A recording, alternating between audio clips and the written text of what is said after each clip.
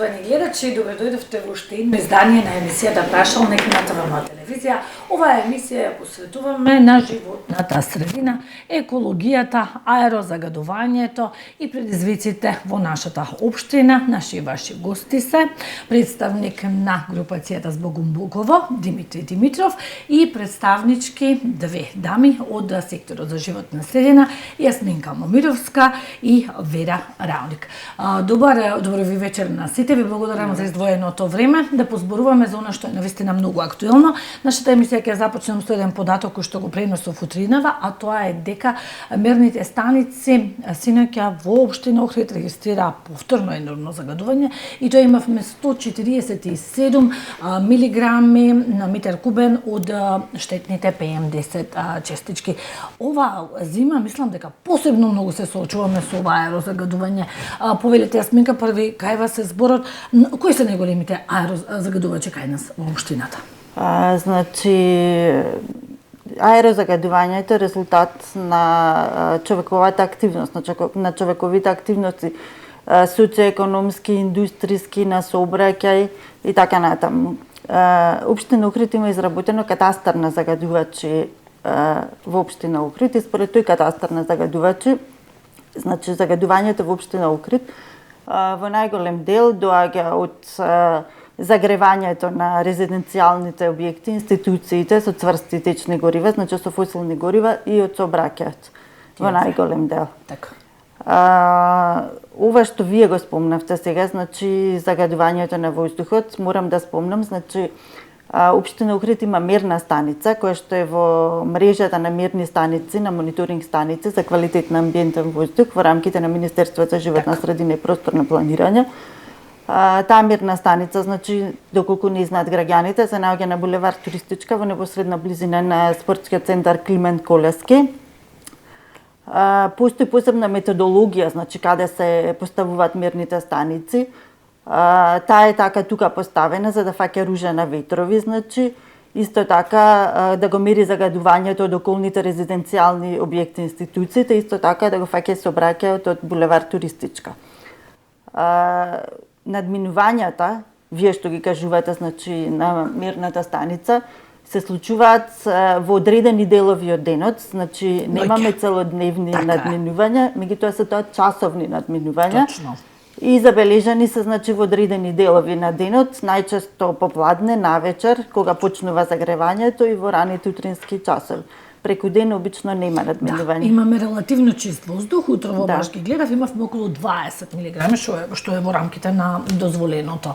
Ајде, Димитри, вашиот став како активисти, како еколози, последниве години, значи, ако во минатото бевме една воздушна бања, една општина, еден регион со доста чист воздух, денес високо котираме на листата за гадени градови. Точно, за жал, би рекол и јас, исто како вас, и тоа се должи на негрижа и исто како што спомна Јасмина. Така. Значи, точно и домаќинствата, автомобилите, индустријата, се тоа придонеси за зголемен број на загадување во аеровоздухот и единствено нас ни оставни да преземаме мерки. Она што сметам дека властиве треба кај нас да почне да го правите, пример пар, не пар за автомобили, домаќинства, да, точно да субвенционираме, не знам, дали на соларна енергија, обновливи извори, газ, тоа се најавува тука. Да, некако тие проекти се децениски, нас ни требаат некои брзи решенија.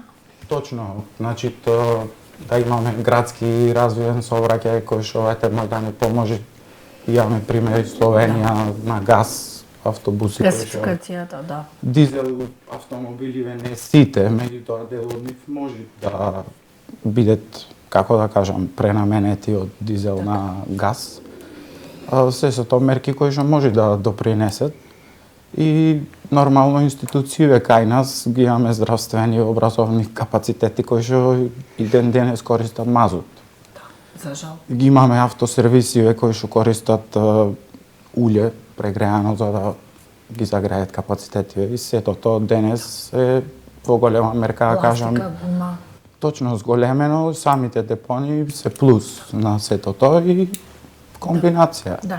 Димитри ги спомна депониите, реално би сакала да ве прашам, значи голем дел од активистите и екологистите велат големо влијание на аерозагадувањето има токму Буково, која што за жал последниве месеци да речем, постојано се соочуваме со спалување и големи емисии на чад.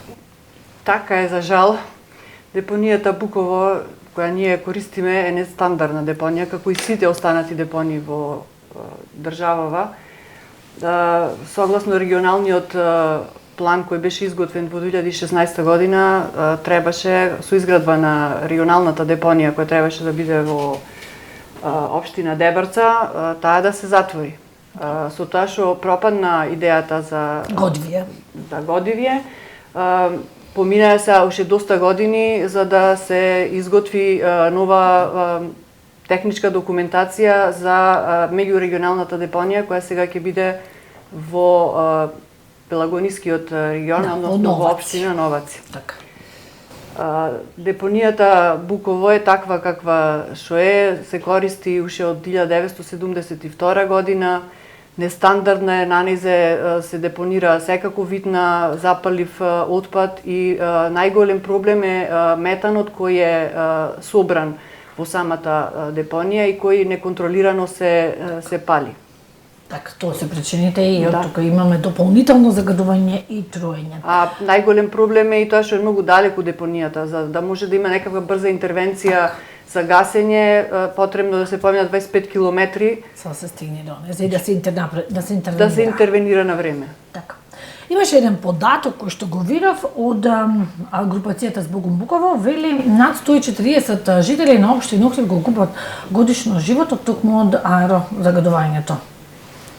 Точно, значи тоа бројки невидени, кој е најмногу погоден? податоци се и слободно, значи Светска здравствена организација, сите институции во светов кои што се грижат за нашето здравје, веќе имаат своји студии кои што преку параметри покажуваат како самото аерозагадување влијае врз нас. Така, врз здравјето на Ние како држава или општина, според мене, сметам не треба да трошиме пари на студии, туку тие пари доволно е да ги инвестираме во нешто што ќе ни поможи нас, да.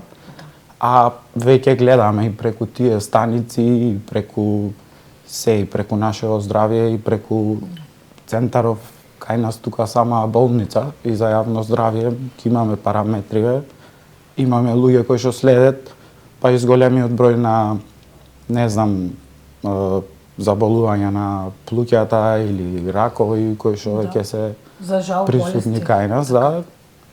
Сметам дека тоа е тоа, нема што да правиме муавет. Значи, тие се загрижувачки бројки за жал, да. Јасминка, на општина Охрид изработи еден план, стратегија за подобрување на квалитетот на воздухот. Кои мерки тука се да речам клучни, се разбира, тоа е обширен план и така, кои би биле клучни мерки за подобрување? Прво ќе се надоврзам, значи, на претходниот говорник во однос на заболувањата и смртноста. Во планот за управување со амбиентниот воздух, кој што го усвои општина Охрид, има податоци за заболување и за смртноста. Податоците се во период од 2019 до 2021 година. Не би рекла дека се многу релевантни, затоа што се поклопува со ковид кризата. И тие податоци за смртноста се да речам измешани. Да, не може да бидат точни. Не може точни. точно и прецизно да се каже од што е настаната смртност и заболување и тие болнички приеми. Значи потребна е подолгорочна анализа за точно да се утврди какво е влијанието на амбиентниот воздух, на загадениот воздух врз здравјето и смртноста. Значи подолгорочно статистички да се следат тие податоци. Планот за амбиентен воздух, значи, дава вакви податоци, меѓутоа дава и мерки и активности кои што општината треба да ги превземе во еден подолгорочен период, за да дојде до подобрување на квалитетот на амбиентниот воздух. Во секој случај, значи, квалитетот на воздухот е резултат на човековата активност и ние не можеме комплетно да го избегнеме тоа, меѓутоа потребни се мерки за тоа да се менаџира, значи, и да го држиме во граници кои што ќе бидат нормални за да може да нема влијание врз човековото здравје. Општина Охрид има, значи, превземено повеќе активности години уназад, меѓутоа и предвидени други активности. Прво, заради намалување на емисиите на согорување на цврсти горива, години поред субвенционираме доделување на инвертер клими, значи замена на печките на фосилни горива со инвертер клими. Годинама во буџетот ни се за 2025, значи всушност предвидени 2 милиони денари. Така. Исто така, секоја година Општина Охрид е дел од еден поголем проект за урбана мобилност, односно го одбележуваме Европскиот ден на без автомобили, значи тоа е всушност Европска недела на мобилност, во рамки на која ќе имаме повеќе активности, а еден ден е ден без автомобили, кога ќе затвориме повеќе улици во централното градско подрачје, ќе ги повикаме граѓаните да ги остават автомобилите, да користат алтернативни начини на движење, значи пешачење, велосипеди, електрични тротинети, ќе направиме велосипедско дефиле. Општина Охрид исто така во контекст на подобрување на квалитетот на амбиентниот воздух изработи стратегија за урбано зеленило. 10 годишна стратегија во која што исто така се предвидени мерки за озеленување на јавните простори, и во таа смисла ние на 5 декември, кога веќе истиот ден кога имаше иницијатива Збогум Буково и состанок, ние имавме акција за садење на дрва, значи Општина Охрид доби вредна донација од ТАФ Македонија, 35 стебла на чинари, кои што вработените од Охридски аеродром ги посадија покрај патеката Куба Ливре до Горица, кои што кога ќе пораснат, значи и така ќе влијаат на подобрување на квалитетот на воздухот. Покрај тие активности, значи од секторот за животна средина има и други мерки и активности од други сектори, значи секторот ТЛЕР има еден проект кој што опфаќа преку Интерек програмата ИПАР 2, опфаќа набавка на 25 електрични велосипеди и 5 постојки за тие велосипеди. Исто така набави 7 електрични возила, 2 поголеми и 5 помали, кои што исто така ќе бидат во функција на урбаната мобилност и во функција на граѓаните на Општина Охрид, за да се намали загадувањето. Така, така. Кои мерки сметате, верувам се сложувате дека дел од овие активности секако ќе придонесат за подобар квалитет на воздухот, но кои се оние мерки кои што Збогум Буково итно ги бара во моментов? Видите, значи пред се Збогум Буково е насочен кон затварање на двете нестандардни кај нас депонии Буково. Тоа не може да се случи сега. И Мауцкер, свесни сме со сето тоа, меѓутоа веќе долг период наназад, како што спомна и од секторот на за животна средина во општина, дека кај нас веќе од 72 не се размислуваат на тој дел и сметаме дека е неопходно. Ние со сета почит кон општина и кон сите сет мерки кои што сега ги слушаме, меѓутоа и ги гледаме. Немаме ништо против ние и баш би сакал да нагласам дека Збогум Буково не е ни политичка, ни не знам религиозна, точно организација или иницијатива. Ние не сме формирани како здружение на граѓани, делуваме иницијативно. Екологисти, активисти, месни заедници, невладени организации, навистина голем број ве има кои што се поддржувачи на некој начин на таа иницијатива. Точно, и идејата е следна, дека ние треба да ги следиме, значи напорите и чекорите кои што ги превземет кај нас институциите, дали се на локално или државно ниво, и будно да ги следиме оние рокови кои што од сега натаму веќе се зацртани. Поведуваат, така. Точно. Вера, се очекува ли изградба конечно на таа регионална депонија која што навистина сите ја чекаме со години? Па се очекува. Државата и Министерство за животна средина имаат земено грант од Светска банка за обнова и развој за изградба на сите стандардни, да ги речем са, депонии во државата и претоварни станици. Со тој проект општина Охрид ќе добие, не само општина Охрид, значи сите општини ќе добијат опрема и возила за да се подобри ефикасноста на јавните предпријатија, комуналните предпријатија. Од друга страна, цела постапка за тендерска постапка и за изградба на регионалната депонија и претоварните станици кои треба да бидат во градовите на Министерството за животна средина. Наша задача е да изготвиме урбанистички проект за претоварната станица, која ќе биде на Мауцкер, а од друга страна Општина Охрид аплицираше и доби грант преку проектот за јакнење на општинските капацитети за имплементација на проекти финансиран од Шведска и Бирото за регионален развој, кој се реализира преку UNDP за изработка на урбанистички проект и основен проект за затворање, санација на тамошна грижа за некласифицираната и нестандардна депонија Буково. Тој грант е во висина од $50,000, а нашата кофинансирање ќе биде 20% од купниот износ. Ова го правиме затоа што со отворањето на регионалната депонија Буково ќе треба да започне затворање и санација. За да ние бидеме спремни кога ќе се случи тоа, мора да ги изработиме овие потребни документи. Тука ќе се врши и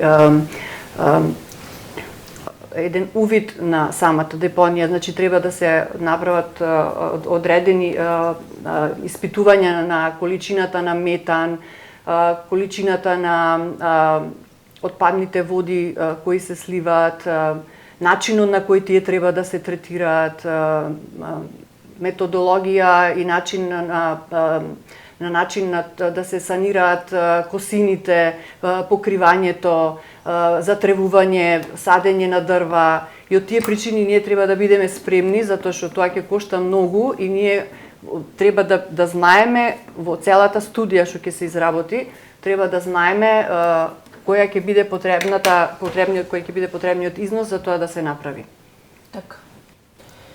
Во меѓувреме да напоменам, јавното комунално предпријатие врши покривање на цело време. Да, и најаве дека 4000 кубици земја најаве градоначалникот е набавена и во текот на ова и следната година ќе се посипува со цел да се намали спаливост. Да, за да се заштити од запалување.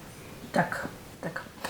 И не е само Буково, и Мауцкер ја имаме за жал, а и не е само и Мауцкер и Буково, на секој чекор имаме диви депонии, луѓе, ние стварно се соочуваме со голем проблем во животната средина. Ајде малце околу ова јавната свест, што да се прави со ниската еколошка свест кај населението?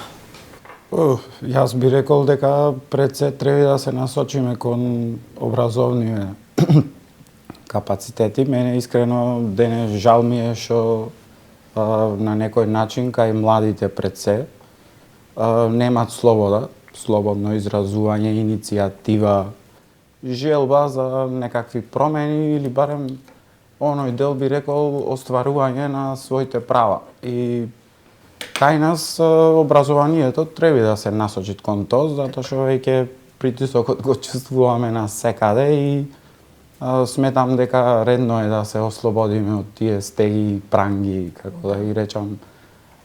Значи, слободно, луѓе едноставно не правиме ние нешто лошо за никого, овде правиме муавет за аерозагадување кое што ни штети на сите нас. Апсолутно, и на тука нема да бира и на јавност, политика, на сите. туку Така. едноставно е патот кон Свети Петар и Павле за сите тој. Ама би рекол и би се надоврзал на тој дел со депонијата. Многу треба да внимаваме при самото затрупување. Значи, не е сега ние да лечиме едно, а од друга страна да предизвикаме нови штети. Зборувам за изворите кои што се од едната страна према Преспа и од другата страна кои што се према Охрид. Буково е баш на средина, би рекол. УНЕСКО не за џабе праќат до нас информации дека ние треба да почнеме да мислиме на тоа и Одамна требаше. еве на пример слободно нека не се насочи некој, па еве и вие како ТВМ слободно да излезите да ги прошетате тие села кои што се баш во близина на Буково од Македонска, па дури и од на двете се на Македонска, меѓутоа на Преспа и Охрид. Преспа и Охридска страна. И на лице место да ги слушнете и нашите сограѓани од Охрид, со какви страшни, јас би рекол, се соочуваат, а тоа подоцна ќе го соопштети дел од моите колеги кои што ќе имаат пресама. Да, страшно. И јас искрено и затоа и вака треперам, ама тоа е тоа. Кога ги видов тие бројки, таму како луѓе зборуваат за тоа, мислам, редно е дека некој треба почне да мисли нешто да прави. Така. Јасмика, рековте се направи студии и така натака. Мене ме интересира дали имаме конкретно кои се најголемите загадувачи и дали има инспекцијски мерки против нив. Зашто често пати на телевизија гледаме, не знам која фабрика загадувала, па таа фабрика казна, па инспектори излегле. Дали има кај нас такво нешто, дали се прави? Значи, општина Охрид дефинитивно нема проблеми со индустријското загадување. Значи, немаме индустријско загадување, големите инсталации имаат интегрирани еколошки дозволи, значи ставени се во рамки, постојано има инспекцијски надзори кај нив и немаат надменувања. Тие еднаш годишно доставуваат мерења, испитување ми во онредни инспекцијски надзори. Исто така и помалите инсталации се задолжени со еколошки лаборати и постојано се инспектирани. Проблемот, значи, кажа во општина Охрид е со загревањето и во најголем дел со стариот возен парк. Значи, еве имам некои податоци дека во државава, значи, староста на автомобилите изнесува од 14 до 19 години. На автобусите од 15 до 20 години, а на товарните возила од 14 до 16 години. Значи, сите сме со автомобили. Тие придонесуваат за загадувањето, исто така придонесува и грејењето на дрве и на други фосилни горива. За жал, ние немаме уште гасификација. И тоа е проблемот каде што многу не може да се делува. Значи, тешката економска ситуација во државава ги принудува луѓето да возат такви возила какви што возат. Енергетска сиромаштија од друга страна, повели слободно да ми. Кај нас, искрено, јас веќе сум во ситуација да размислувам дали кај луѓе постоит, дали гледат места од каде што цело време ние сметаме дека владата или не знам дека тоа е единствен извор на финанси во денес 21 век.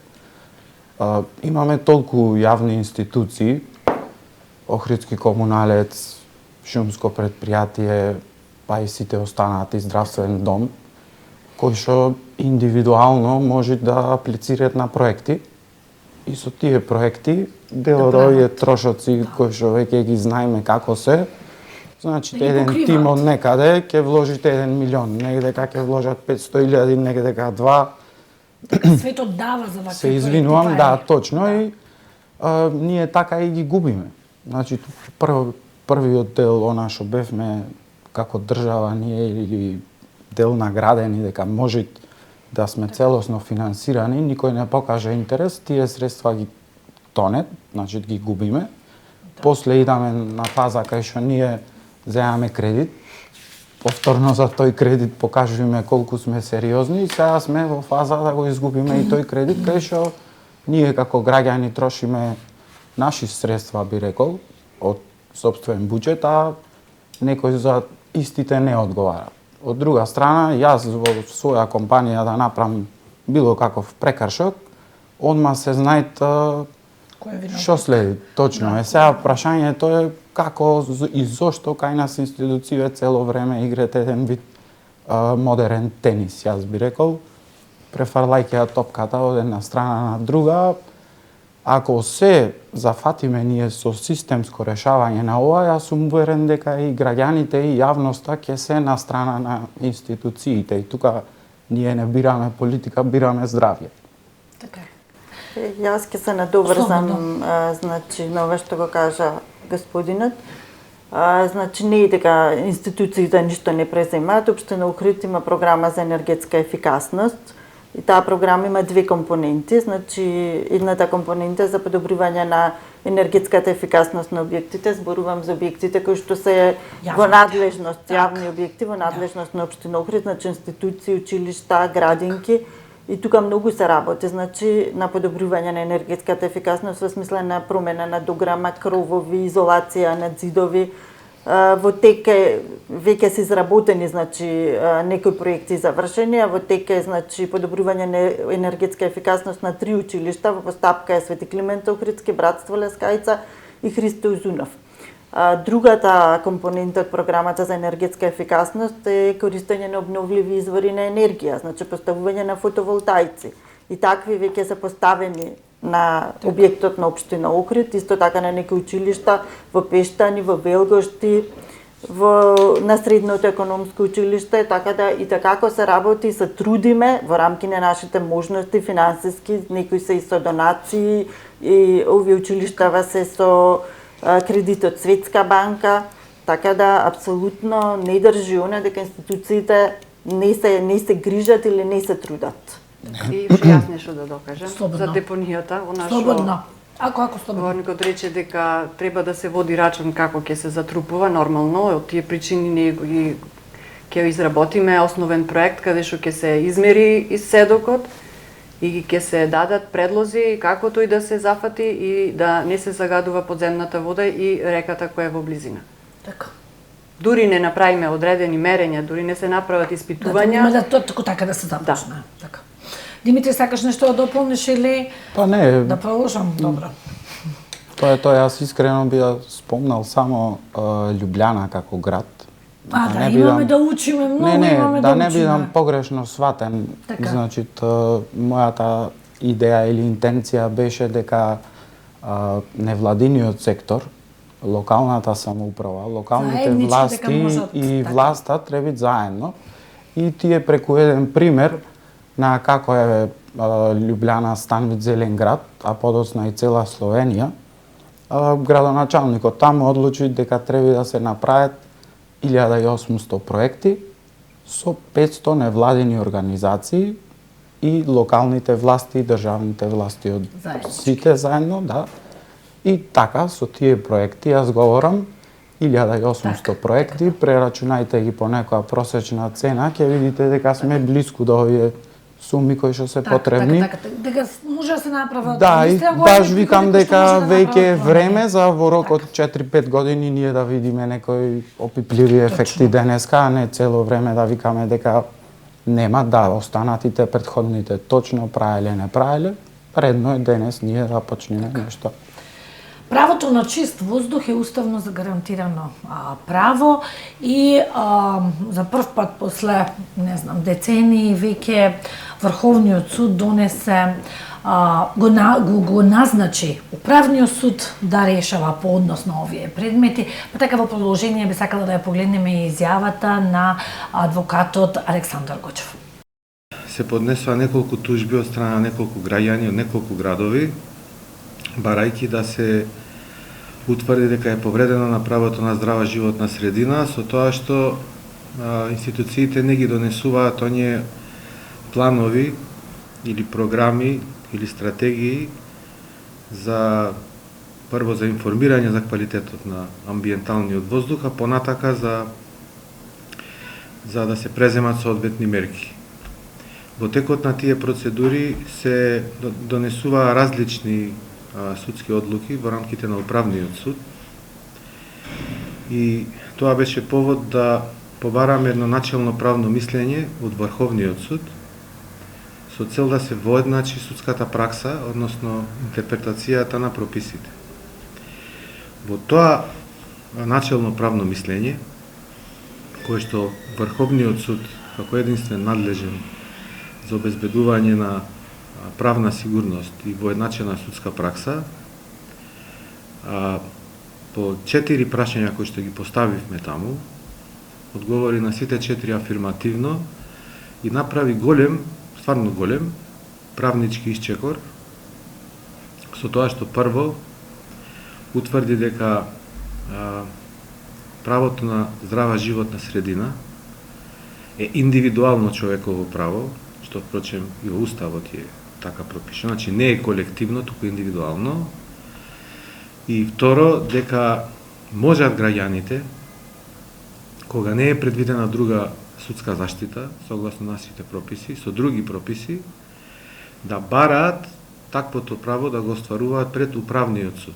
Значи, Врховниот суд го назначува управниот суд за суд каде што ваков тип на барања се упатуваат таму и таму се добива правна заштита. И трето, што е можеби вака и најинтересно за понатамошна дебата, дека можат граѓаните да бараат државните институции, локалните институции, значи државните органи, граѓаните имаат право да бараат она кое што со закон се тие задолжени да го прават, да можат да судот да може да интервенира, да ги на некој начин охрабри да го направат. Обично кога е во прашање животната средина, имате некој загадувач, конкретно да речеме таа депонија. Значи таа депонија има име и презиме и во постапка пред граѓанските судови можете да барате или надомесна штета, или нејзина дислокација, или... Значи тоа е во наводници класичен предмет за надомесна штета или за утврдување за повреда на некое право. Во овие конкретни предмети кои што сега се уште се водат и каде што сега Врховниот суд дава едно како една насока за која што ќе се дебатира и понатака, овдека се работи да може судот да го задолжи, да ја задолжи институцијата која што со закон е задолжена определена работа да направи, а не ја направила. Да речеме, ако треба да се инсталираат мерни станици за воздухот, а тоа не е направено, тоа во управниот суд, според ова начелно правно мислење, треба да се одбива. Затоа што и правото да знаете колку е загаден вашиот амбиентален воздух, и тоа спаѓа во делот на заштита на животна средина и заштита на вашето право, затоа што од тие сознанија вие понатака градите одлуки во животот. Оваа дебата и понатака ќе се развива низ правниот поредок, ама ова дава вака еден голем исчекор социјален, обштествен, правнички во нашиот правен поредок. Значи, негде чув некој податок дека јужно од Германија, ваму во југоисточна Европа, ние сме можеби единствениот правен поредок кој што на вака високо ниво и вака отворено ние дебатираме сега за овие прашања и тоа стварно треба да се пофали. Тоа ја враќа и довербата на граѓаните во институциите, што е исто така важно. Не дека сега имаме ние дефинитивен одговор, меѓутоа ова е супер начин од негде да почнеме да ги дебатираме овие работи, бидејќи сега имаме некоја поголема представа како правен поредок каде и како овие права ќе се остваруваат, бидејќи нигде во ниедна држава, во ниеден правен поредок не е се напишано во прописите, негде има интерпретации различни. И сега прашам, граѓаните ќе можат да тужат? Да, граѓаните секогаш можеле, можат и ќе можат да тужат. Прашањето е сега се рачистува каде, зашто, значи останува повторно можноста како кај депонијата или како кај, не знам, имаше некои предмети со топилницата во Велес. Значи тоа останува, ама тоа е во рамките на граѓансково право, закон за облигациони односи. Ова е повеќе, значи, во регулаторна сфера, во законодавна сфера, во институционална малку не е покомплицирана, меѓутоа знаеме од прилика со поголема точност каде, што и како, кое право можеме да го остваруваме. Значи вака ако ова го гледате како една шума, малку сега подрасчистена е шумата, има вака почист простор каде може да гледаме напред и што да очекуваме од правниот поредок. Не дека тие сигурно ќе се добијат или ќе се изгубат предметите, меѓутоа самата дебата зборува за тоа. И доказ дека е тоа така е сега пред 10 дена прочитав некаде дека владата веќе размислува вонредни мерки да спроведе, по некој од медиумите прочитав, например во врска со ова амбиенталниот воздух. Значи како слично ако се сеќавате кога имаше топлотни бранови, па се правеа некои мерки на заштита. Сега истото, тоа е све во дел на таа реакција на ова што се случува во општеството и оваа дебата, позитивно. Мислам, тоа е за пофалба и за охрабрување.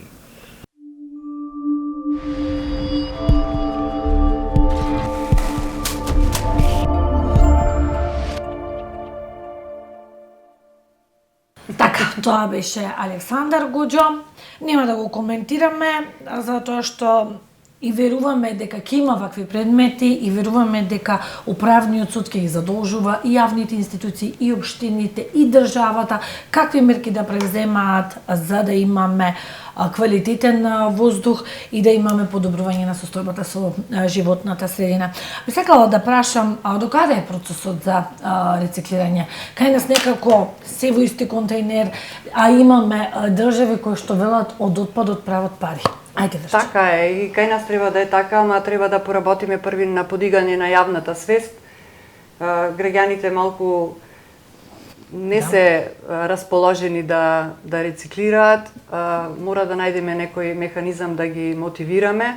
Општина Охрид и јавното предпријатие Комуналец почнеа со доделување на канти за селектирање на хартија и пластика по домакинства. Ќе видиме како ќе биде одзивот.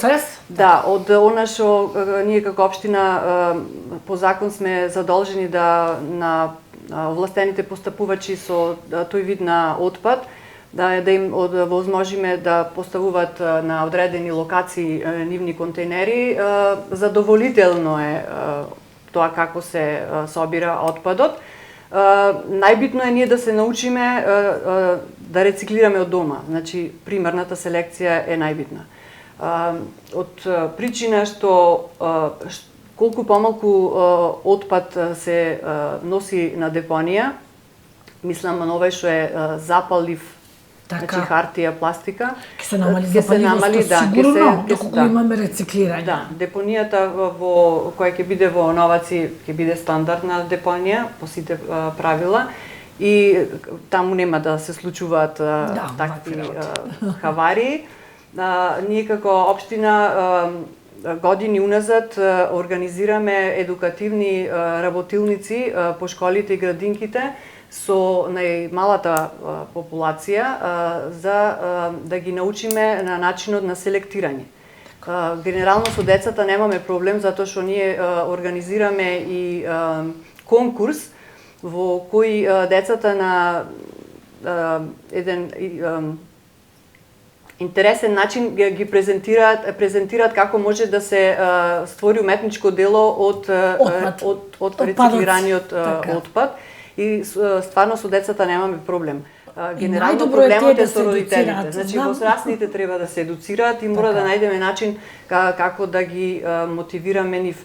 Најверојатно тоа ќе се деси кога ќе се формира регионалната депонија, затоа што за покрај цената која ние сега ја плаќаме за собирање и транспортирање, ќе треба да се плаќа и дел за депонирање на отпадот. Значи, колку помалку ние отпад имаме за депонирање, толку помалку и ќе платиме. Досега регулатор на тоа требаше методологијата за изработка на таа да ја донесе, но се уште не има донесено. Така да многу треба да се работи за да се мотивира. Да се мотивираат. Да речеме со еден вид на мотивација со Пакомак имаме поставено 2 вендинг машини за собирање на пластика и граѓаните тука кои го ставаат пластичниот отпад. Дали вистина, дали ставаат, сум видела дека ставаат пластични, ама дали има вистина некој ефект? Има ефект, затоа што граѓаните добиваат одредени поени кои после може да ги користат. Некој мотив. Да, не е проблем со вендинг машините, проблемот е со контейнерите кои се поставени за рециклирање на хартија и пластика. Тука граѓаните прават грешки, да. Така. Како невладините може тука да придонесат, Димитри, за подигнување на јавната свест кај населението за рециклирање, за селектирање, да ги следиме малку? Јас би рекол многу, ама единствено она што треба да се вратиме е да почнеме да применуваме мерки од, би рекол, прошлиот систем, старата држава, Малку казни? Работни акции, поголеми казни.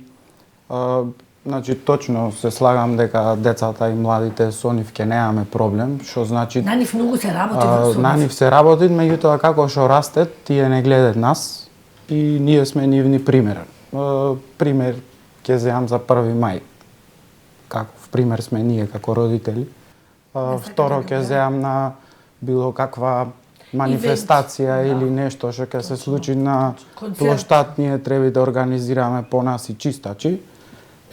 Затоа од таа страна треба да учиме ние, би рекол и од азискиот дел, Јапонија, на пример, кај што нема таму чистачи, не е мама чистач дома, не е некој да ми чисти на школот, туку јас сум тој кој што ја гнасам средината и јас сум тој кој што треба да ја одржувам. Просто. Така. Јасминка, како граѓаните може да помогнат во намалување на аерозагадувањето? Како може да бидат, да речем, малце подисциплинирани? Во која смисла? Многу можат. Значи, прво, луѓето што се греат на фосилни горива, редовно чистење на оџаците. Битно. Ако користат дрва, треба да користат барем суви дрва. Влажните дрва создаваат повеќе штетни материи.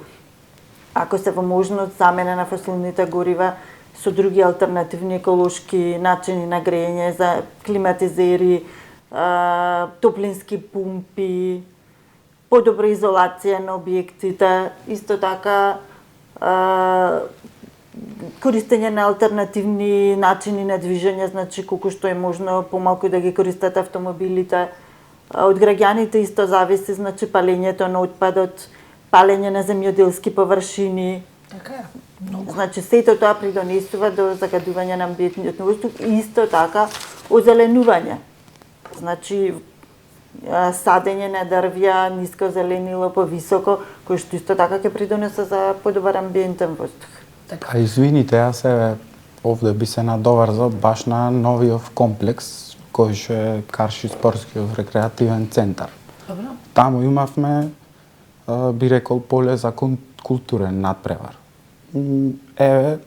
Што ние денес, 21 век, изградивме таму, од урбанизам, од катастар, од планирање, од зеленило, би рекол, кое што јас воопшто не го гледам. И жалосно е во кој правец се движиме за плюс метар квадратен да добијаме на некој си објект. Не знам кај движиме и дали гледаме дека што оставаме на наша иднина. Вие спомнавте децата наши, меѓутоа јас се плашам за своите 2 деца денес да живеат во Охрид. Да, ние спортуваме, меѓутоа ноќните часови јас сум спортот да е сведен на минимум и во затворен простор. Ни подразно јас веќе не би давал иницијатива, пошто сум и во таа сфера активен, сум и како планинар и како велосипедист. Значи не би советувал никој подразно ноќни часови да се движат освен планина.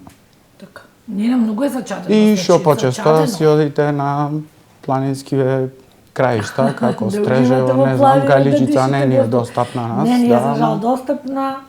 Така е во текот на зимата. Ај за крај да прашам, дали сте отворени за соработка едни со други? Па, секако. Во иницијативата ваша, навистина, ви има голем број невладени. Размислувате ли заеднички да работите на овие заклучоци кои што ги имате, затоа што споручам уствари само заеднички ќе може да се достигне целта? Точно, и тоа е целта на панел дискусијата што беше во касарна. Баш баравме представници од невладин сектор да се дел од тие работни средби кои што ќе се на локално и на владино ниво. Баш од причина што 18 општини треба да седнат и да се договорат. Ние гледаме кај нас колку е тешко некој меѓуопштински да ги наречам тела да соработуваат, а не па 18 општини со 18 градоначалници, Да, не е лесно. 18 совети, 18 би ги рекол места, локации кои што луѓето јавната свест треба да излезат и да се испочитуваат. Така. Јасминка, дали сте вие како сектор отворени за соработка? Секогаш, значи ние имаме соработка со повеќе невладини секогаш сме отворени, нашата канцеларија е отворена, било кој да дојде да праша, да им излеземе во пресред, доколку има некакви потреби. Така.